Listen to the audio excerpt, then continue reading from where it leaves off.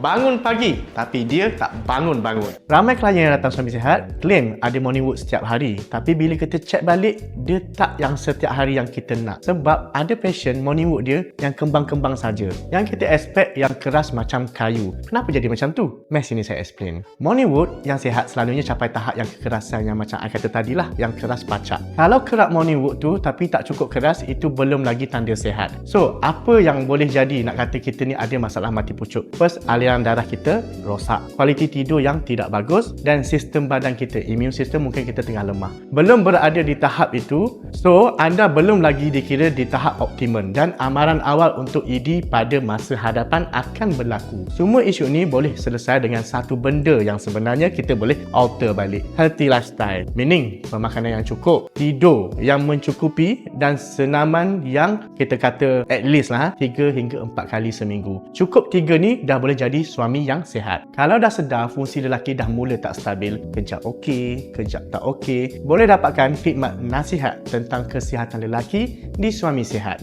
Klik link di bawah. Ingat, keras-keras selalu.